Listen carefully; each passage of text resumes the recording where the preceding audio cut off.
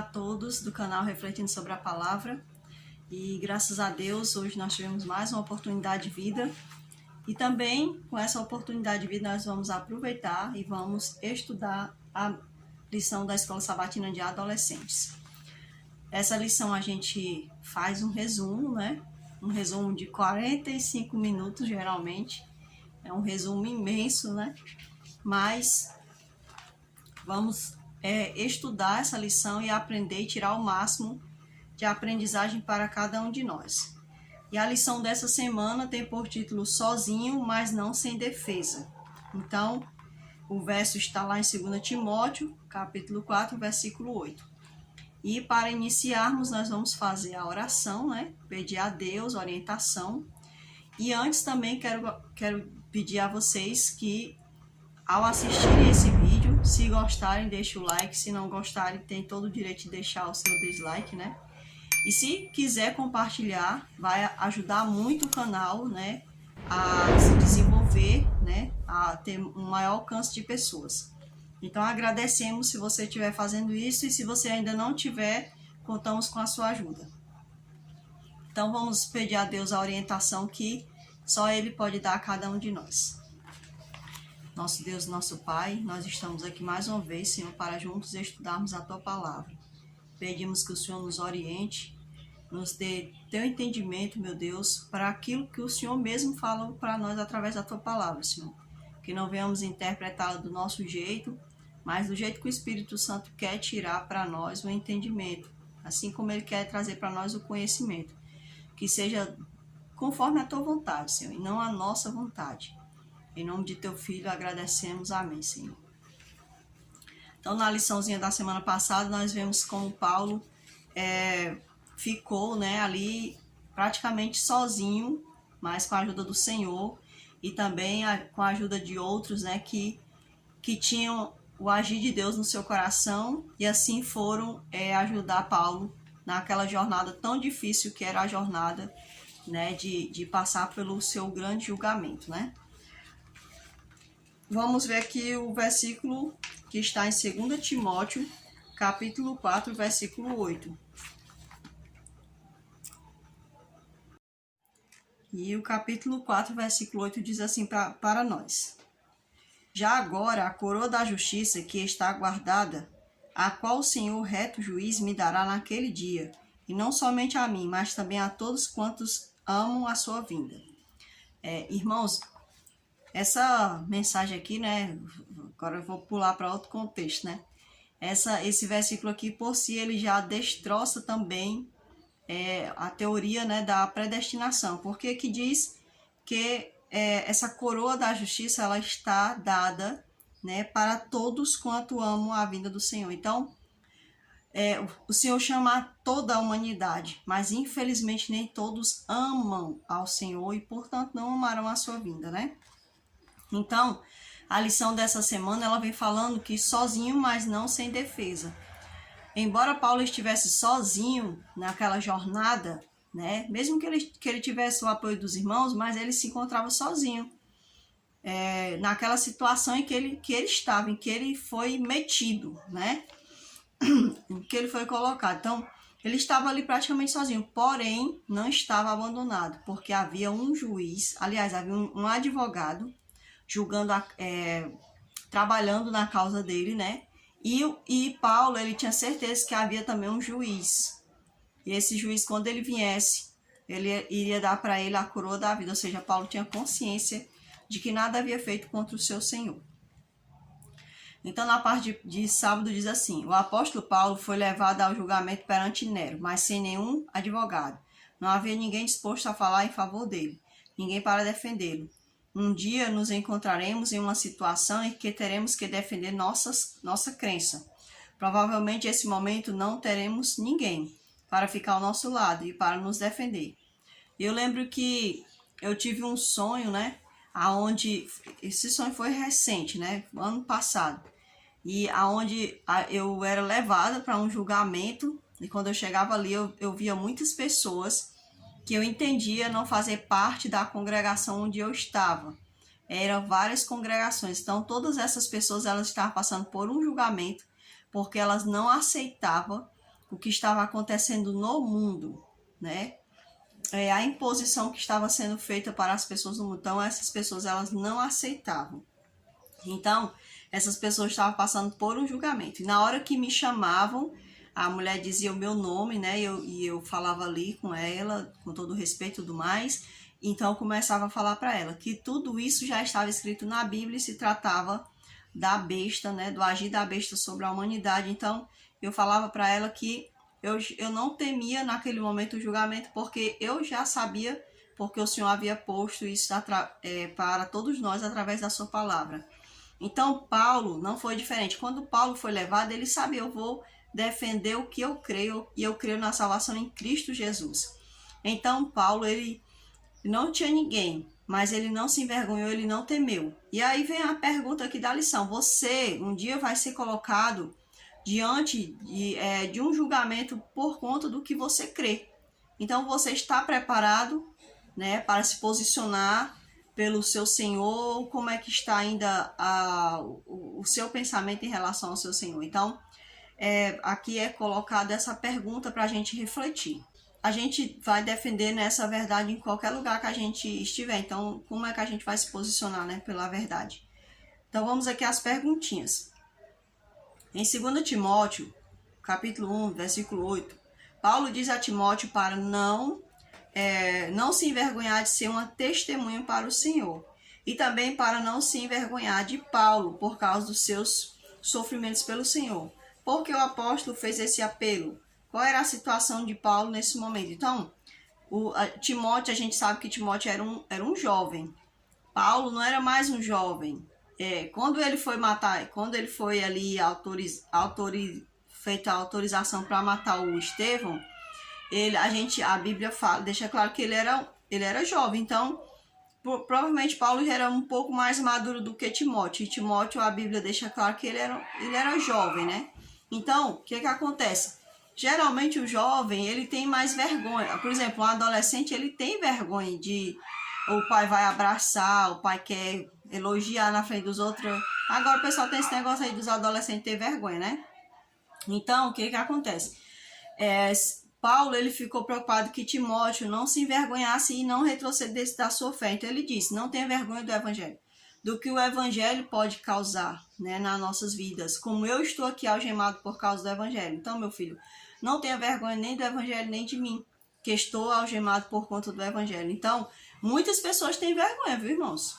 Muitas pessoas têm vergonha do cristão. Às vezes sai para fazer um trabalho missionário, tem vergonha, anda lá não sei por onde, fica com vergonha né? Fica com aquela vergonha, né, do Senhor, né?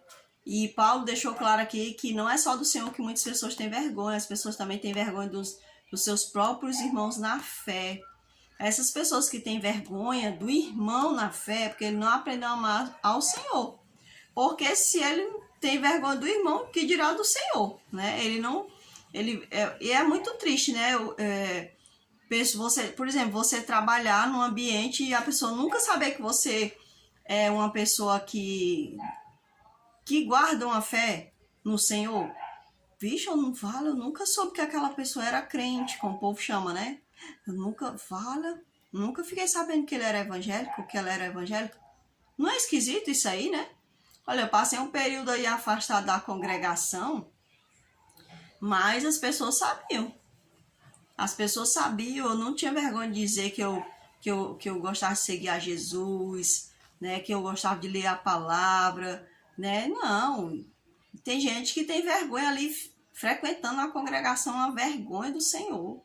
É uma vergonha dos irmãos. Se está num lugar, tem vergonha de ser visto com os irmãos. Então essa pessoa ela ainda está precisando conhecer de fato o evangelho. Então, como Timóteo era jovem, Paulo se preocupou com isso, né? Quando Paulo teve que comparecer diante de Nero, ele não tinha um advogado. Não havia ninguém presente para falar em sua defesa. Quem falará por nós quando precisarmos de um advogado? Então, a gente sabe, né, de acordo com a palavra de Deus, que Jesus Cristo é justo e ele é o nosso advogado. Então, quem advoga as nossas causas hoje é o Senhor Jesus. Então, ele que está advogando a nossa causa hoje. Então fala mais assim, ó. Qual é o ponto alto da carta de Paulo a Timóteo que o apóstolo esperava receber do justo juiz?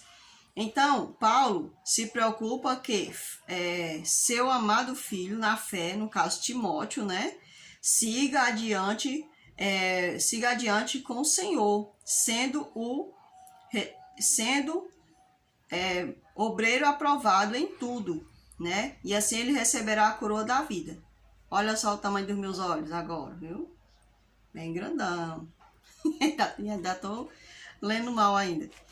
Então, assim, Paulo, ele esperava receber do justo juízo, que é a coroa da vida.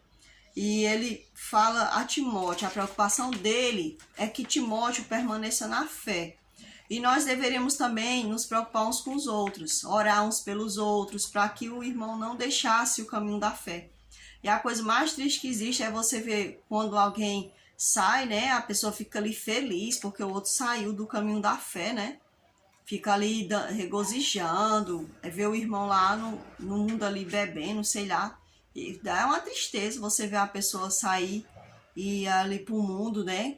Voltar a fazer pior às vezes do que fazia. Então, eu acredito que uma pessoa que fica feliz por ver o outro ali fazendo uma coisa errada, isso aí a pessoa ainda precisa ainda mudar, sabia? A parte de segunda-feira fala assim para nós. Em 2 Timóteo, a declaração de Paulo foi feita depois de o apóstolo comparar sua vida com uma corrida na qual ele se considerava vencedor. Ele disse: combati o bom combate, terminei a corrida e guardei a fé. Agora ele aguardava a recompensa, a coroa da justiça. O compromisso de Paulo ser embaixador de Cristo envolvia uma vida de combate constante contra as forças do mal, humanas ou demoníacas. Então, assim, essa força do mal que ele combatia era contra ele mesmo. Era o eu dele mesmo que queria fazer só o que queria, né? Então, a gente não combate a força do mal do outro. A gente combate a nossa própria força do mal. Porque muitas das vezes a gente quer fazer coisas que não nos levará para o céu, para junto do Senhor. Então, esse combate aqui que Paulo tinha era contra ele mesmo, né? Cada dia. O apóstolo usava bem toda a armadura de Deus. Aquela armadura que ele fala lá no capítulo 6 de Efésios, né? Resistia bravamente contra as astutas ciladas do diabo. Então, a gente tem toda uma palavra a nosso favor. A armadura de Deus, a oração, a leitura da palavra. Então, a gente tem todas essas armas em nosso favor. E muitas das vezes, a gente acaba ainda não fazendo uso disso e acaba fraquejando na fé. A parte de terça-feira fala assim para nós. Paulo foi acusado de traição e heresia. Tanto os judeus como os romanos o acusaram de incitar as pessoas a queimar Roma. Aqui diz, né, na lição que os judeus e Roma acusou Paulo de queimar Roma. Eu não sei, eu não tenho... Aqui se a pessoa escreveu é porque ela sabe, né? Eu não sei. Eu sei que os cristãos, eles eram acusados, né, por Nero de queimar Roma, porque Nero, ele queimou Roma, né, ali com as suas loucuras demoníacas, e aí ele acusou os cristãos, né, e fazia dos próprios cristãos tocha, né, ali, espalhadas por Roma, a coisa mais terrível do mundo. Em sua carta a Timóteo, Paulo pediu que o rapaz trouxesse capa, né, que tinha ficado na casa de Carpo em Troade, e os livros, especialmente os pergaminhos. Então, Paulo, ele era uma pessoa que gostava muito de ler. Então, Paulo, ele pede a capa, provavelmente para se proteger, e os livros, para que a mente dele não atrofiasse, porque o nosso cérebro, ele necessita de conhecimento. Assim como os músculos necessitam de exercícios, o cérebro também precisa disso. Ele precisa de conhecimento, ele se exercita através do conhecimento. Por isso que a mente do adolescente ela é tão maleável para se infiltrar tanta porcaria dentro, se você quiser, né? Por quê? Porque ela tá ali em fase de crescimento. Então é uma fase onde se tem que colocar muito conteúdo útil, né? Tanto a criança, o adolescente, o jovem, o adulto, o idoso, não importa. É estudar, é ler, manter sempre a mente com leitura para manter essa mente limpa, né? Então, sabemos que Paulo ele amava muito a leitura, né? E nós também deveríamos amar cada vez mais. Nero ouviu o testemunho de Paulo e ficou impressionado com suas palavras, mas não teve coragem de se posicionar pelo que era certo. Ele não teve coragem porque agradava mais o pecado. A carne dele era o que ele gostava de saciar, né? Poucas pessoas foram autorizadas a assistir à execução de Paulo. De acordo com a senhora White, até mesmo os soldados endurecidos ouviram suas palavras e ficaram surpresos ao vê-lo alegre enquanto se aproximava da morte. Mais de um aceitou o Salvador, e logo eles também, sem medo, selaram sua fé com sangue. Realmente aqui eu acredito que Paulo, ele realmente, né, teve êxito ali na sua jornada ali diante da morte, através do testemunho dele, né? Muitas pessoas com certeza aceitaram a Jesus Cristo, não somente durante, mas eu acredito que depois também continuou aceitando. Depois de uma rebelião comandada por Galba, Nero fugiu de Roma de maneira covarde e vergonhosa. Quando seu esconderijo foi descoberto, ele tirou a própria vida com a ajuda de um escravo. O tirano impediu. Imagina, ainda estou enxergando mal. O tirano imperador morreu aos 32 anos de idade, então morreu muito jovem, né? O lar onde Nero cresceu foi um lar bem estranho, né? Um lar sinistro, vendo coisas estranhas, com uma mãe estranha, né? Não era um lar, né? Digamos que era apenas uma casa. Então, assim, ele, ao invés dele escolher fazer diferente, ele seguiu os mesmos passos errados da mãe, dos pais. Eu não sei se o pai dele, eu não estou me lembrando muito bem, mas sei que a mãe era terrivelmente, assim, maquiavélica, né? Então, ele chega ali no poder, jovem, né? A cabeça virada, cheia de coisas erradas na mente. E ao invés dele escolher o que era bom, ele escolheu o que era ruim, né? Então, às vezes a pessoa diz, não é porque nasceu assim, no assado. Não, é porque a gente tem o poder de escolha. Muitas vezes as nossas escolhas, como diz Paulo, aquilo que eu quero fazer eu não faço, aquilo que não quero eu faço. Então, é uma questão de você escolher. Todo dia eu posso escolher fazer o mal, mas eu quero escolher o bem, ainda que me custe. Então, eu quero sempre escolher o bem. O verso de impacto está lá em Judas 24. E nós sabemos que Judas só tem um capítulo só. E aí o versículo... Judas 24, versículo 24. Capítulo 24. Só tem um capítulo, como é que vai ser o capítulo 24? Judas 24.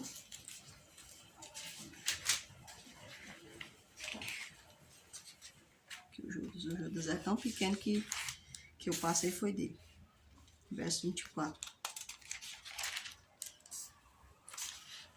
Ora, aquele que é poderoso para guardar de tropeços e para vos apresentar com exultação, imaculados diante da sua glória. Então, é muito bonito isso aqui, né? É muito bonito esse verso que fala que o Senhor, ele é poderoso para nos guardar no caminho do não pecar. Ele é poderoso para nos fazer, nos regenerar, né? Nos ajudar no nosso convertimento. Então, ele diz aqui que ele é poderoso, né? Para nos fazer guardar de todo tipo de tropeço. Para quê? Para exultação, imaculado, sem mancha, né? Diante do nosso Deus, diante da glória de Deus. Então, a gente não precisaria ficar dizendo que a gente não tem força, que o pecado é muito forte. Não, porque o próprio Senhor sabe que a gente é capaz de vencer o pecado. É porque às vezes a gente escolhe o que é mais fácil. E pecar sempre é mais fácil. Então, para eu não pecar, eu vou pagar um preço de renúncia, o preço da renúncia. E muitas das vezes a gente não quer pagar o preço da renúncia. Quando o Senhor falou com Caim, ele disse: Caim, eis que o pecado jaz à tua porta. O Senhor disse: espera, me dá aqui o teu pecado para eu dominar. Não, ele disse: cumpre a ti dominá-lo. Então, é uma questão de nós mesmos nos dominarmos. Aqui na parte de quinta-feira fala assim, essa era a parte da quarta, né? Se eu não falei.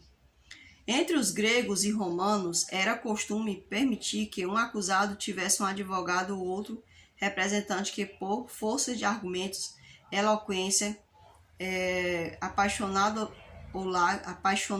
ou lágrimas, muitas vezes obtivesse uma decisão favorável ao prisioneiro, ou conseguisse reduzir a gravidade da sentença. Entretanto, ninguém se atreveu a agir como porta-voz de Paulo, nenhum amigo estava ali, nem mesmo para registrar a acusação contra ele, ou os argumentos que ele apresentou em sua defesa.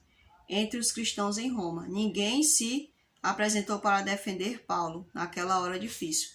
Então, essas palavras aqui foram as palavras da irmã White, né? Ela disse que o nosso irmão Paulo não teve ninguém a favor dele. Ninguém se colocou para tentar ali amenizar a acusação de Paulo, né, para ajudar ele na sua defesa. Então, eu acredito que foi necessário passar por isso para que o nosso irmão ele cresceu cada vez mais. E muitas vezes a gente se vê sozinho numa situação, como está dizendo aqui, né, sozinhos, mas não sem defesa. Muitas das vezes a gente se vê sozinhos em situações difíceis. Mas é nessas horas que a gente está sozinho que a gente bota a cabeça para raciocinar e pensar qual a decisão eu vou tomar, né? Como é que eu vou agir diante dessa situação? Então, é nesses momentos que a gente tem uma grande oportunidade de usar aquilo que Deus nos deu, que foi o entendimento, né? Aqui na parte de sexta-feira, fala assim para nós. O apóstolo Paulo foi um grande soldado de Cristo. A irmã White escreve sobre alguns desses homens de Deus, né? Não somente o apóstolo Paulo, mas ela escreve sobre alguns homens de Deus, né? Os quais sofreram grandes desafios por defender o direito e por proclamar a verdade. Aí aqui a lição vem falando sobre John Wycliffe, né? Ele cria que homens e mulheres comuns deveriam ter acesso à Bíblia. Assim eles poderiam ler e aprender da verdade por si próprios, em vez de simplesmente aceitar a interpretação de eruditos e pontífices, que frequentemente ensinavam falsas doutrinas. Então, Wycliffe começou a estudar as Escrituras, né? Na palavra de Deus ele encontrou o quê? O que foi que John Wycliffe encontrou? Ele encontrou o que buscava, viu que Cristo se apresentava como nosso único advogado. Percebeu que Roma havia abandonado a palavra de Deus, trocando pelas tradições humanas. Então, John Wycliffe ele começou a ler, né? Ele era ali da igreja, fazia parte da Igreja Católica Apostólica Romana. Ele acho que ele era se eu não me engano, ele era um padre ou era um bispo, eu não me lembro, arcebispo, eu não estou me lembrando muito bem o que ele era. Mas ele fazia parte, né, da Igreja Católica Apostólica Romana. Então, ao estudar a palavra, ele percebeu que tinha muitas coisas que não coincidiam com a palavra, né? Tinha muitos ensinamentos. Então, você pode até ler o livro dos Mártires, né? Deixa eu ver se é esse o nome. O livro dos Mártires. Nesse livro, ele vai ali mostrando os pontos que ele era contra, né? Que ele se encontrava... não é que ele quisesse sair da Igreja Apostólica Romana. Ele só queria que a Igreja Apostólica Romana tirasse do meio dela as tradições. Ele não entendia bem do que se tratava o que Deus estava mostrando para ele.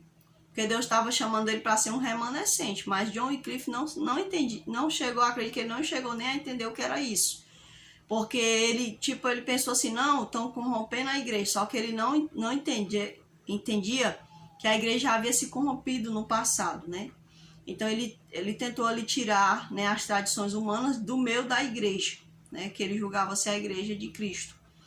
Então assim, John, Ele tem uma história muito bonita. Eu gosto muito da história de John Wycliffe, não somente dele. Mas eu cresço muito quando eu vejo a história desses nossos irmãos, né, desses mártires. John Wycliffe não foi um mártir, ele não chegou a morrer. Mas ele foi muito humilhado, foi muito perseguido, foi tratado como herege. E pelo milagre de Deus, a igreja não o matou. Porque com certeza ela tentou matar o John Wycliffe. Tentou colocar a multidão contra John Wycliffe, né? Então, assim, pelo milagre de Deus, eles não o mataram. Mas quando ele morreu, a igreja foi lá, um bom tempo depois, ela tirou os ossos dele de onde estava, que não sabe nem. O livro fala, né, que ele nem sabe se eram verdadeiramente os ossos de John Wycliffe. E aí ela espalhou, né? E tipo assim, ela quis humilhar. Né? Não foi a igreja toda, eu tô falando da liderança. Tipo, eles espalharam o pó dos ossos de John Wycliffe depois que eles queimaram. E eles espalharam aquele pó ali, tipo, como amaldiçoando os ossos dele, né? A vida dele, tudo mais. Dizendo que ele não ia para o paraíso, tudo mais. Só que aí eles fizeram uma profecia, né? Porque do jeito como eles espalharam o pó dos ossos de John Wycliffe pelo rio, aí foi como a palavra se espalhou ainda mais. Porque tudo aquilo que John Wycliffe falou ficou mais encravado na mente das pessoas. E muitos, após a morte dele, passaram foi a querer descobrir cada vez mais coisas. Então é muito bonito esse testemunho do nosso irmão. Então, assim, a gente sabe, né, que Paulo, ele se viu sozinho por conta de alguns irmãos. E John Wycliffe também, assim como outros irmãos, também se viram sozinhos. Muitas pessoas, saem de lado com medo. Ai, por exemplo, eu passei por uma situação na igreja, na congregação, no meio da igreja. Nesse ponto a gente tem que falar que é no meio da igreja porque está se referindo ao povo, né? Então eu passei por uma situação muito difícil, né? E aí uma irmã chegou para mim e falou, olha, estão falando isso e isso de você. Aí eu disse, é? Aí eu disse, pois eu vou... Esse caso aqui não é mais nenhum caso para a igreja julgar. Porque esse aqui já ultrapassou os limites, né? Então eu disse, eu vou levar essa causa para a justiça, eu falei, né? Aí a pessoa que veio falar para mim disse assim, olha, eu tô contigo, eu vou contigo, eu vou ficar ao seu lado e vou te ajudar, né? Porque tanto ela como outra pessoa tinha dado esse testemunho, né? Sobre o que tinha acontecido. Então eu cheguei para uma irmã mais velha, né? Não vou dizer assim, mais idosa, né? Mas uma irmã mais experiente do que eu e falei para ela, e aquela irmã disse, não, irmã, deixa o pastor voltar desse congresso que ele foi, né? E quando ele voltar, você fala com ele, aí você toma a sua decisão. Eu disse, pois tá. E aí, quando o pastor chegou, eu expus o caso para o pastor, e o pastor simplesmente, ele não me deu assistência de nada, né, naquele momento. Ele ouvidou ali o que eu estava falando, né? Então, eu não fui assistida pela liderança naquele momento, né? Então, o que acontece? Eu peguei, né, e saí, né? E aquela pessoa que disse que ia comigo e tudo mais, eu notei que ela começou a se afastar. Por quê? Porque as pessoas que tinham feito a confusão comigo, eles começaram a pressionar ela, tirar ela do louvor, começaram a não deixar mais ela fazer serviço de cântico. Então, isso era uma coisa muito triste.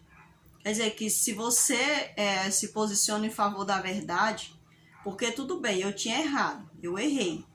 Eu fiz um erro contra a minha própria pessoa, né, naquela época, que qualquer dia eu vou dar um testemunho aí. Mas aquelas pessoas, elas pecaram contra a própria lei de Deus. Porque está escrito na lei de Deus, né, que nós não devemos levantar falso testemunho contra o nosso próximo.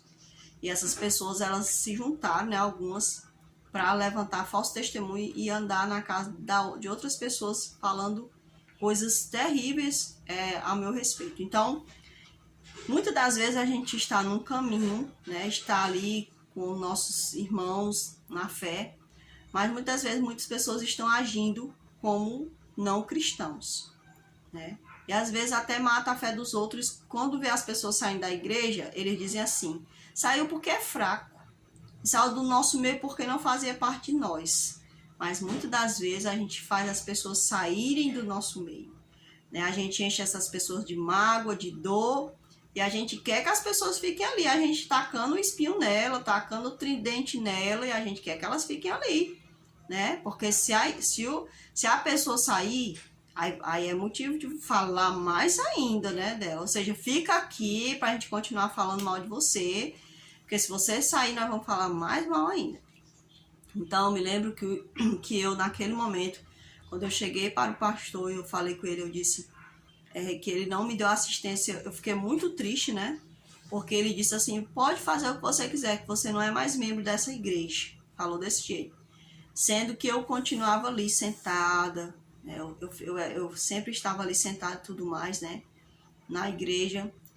Então, eu saí dali e eu disse assim para Deus, eu fiquei tão magoada com isso, Senhor. E Deus disse, pois vamos fazer o seguinte.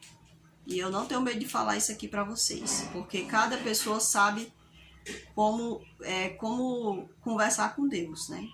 Então, naquele momento, né, eu disse assim para o Senhor, estou muito triste, Senhor, estou muito magoada. E Deus disse, pois você vai se retirar dentro dessa igreja, no meio desse povo. Eu disse, mas o que é que eu vou fazer? Que eu só sei vir?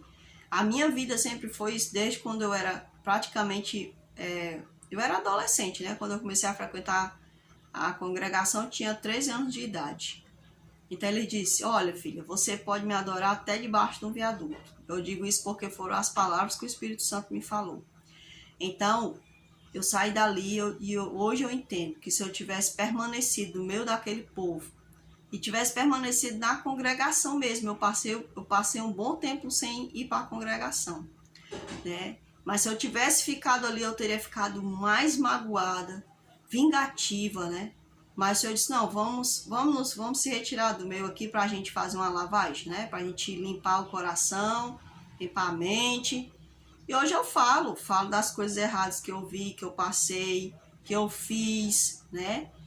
Mas eu não tenho mágoa, não tenho ira, né? Eu condeno os atos errados, mas eu não tenho aquele ódio, eu não tenho ódio, né? Eu não tenho raiva da pessoa, não tenho mágoa, né? Eu olho para a pessoa, sou capaz de, graças a Deus, de abraçar aquela pessoa. Por quê? Porque o Senhor fez uma terapia comigo.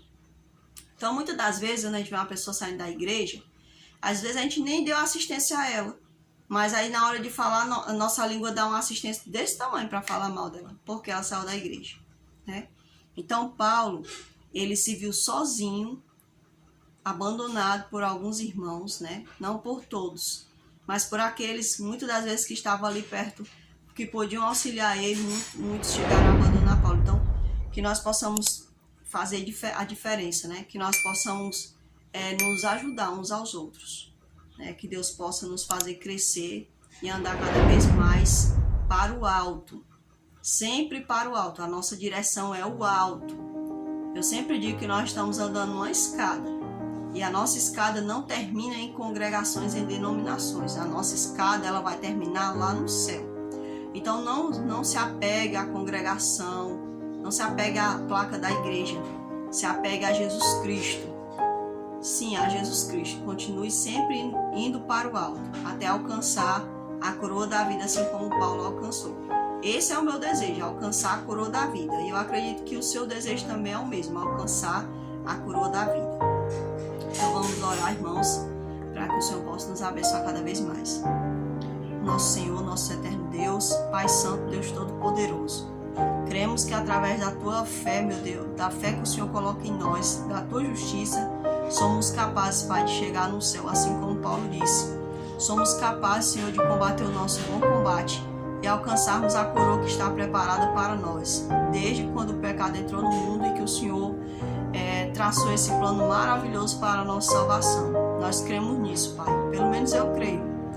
E eu sei que muitos do outro lado também creem assim, Senhor. Perdoa-nos, faz-nos crescer na tua graça, na tua misericórdia, Senhor Jesus, a cada dia. Em nome de teu Filho, nós te pedimos, nos ensina a usarmos todas as armas que o Senhor disponibilizou para nós. Em teu nome eu faço esta oração, meu Senhor. Amém. Até a próxima lição, se assim o Senhor não tiver voltado, né, que melhor sempre será que Ele volte. Esse é o desejo que eu tenho no meu coração, mesmo que o dia dele será grande e terrível, né? Mas pelo menos vai findar com o ato do pecado do mundo. Então, que o Senhor abençoe a cada um dos meus irmãos e até a próxima.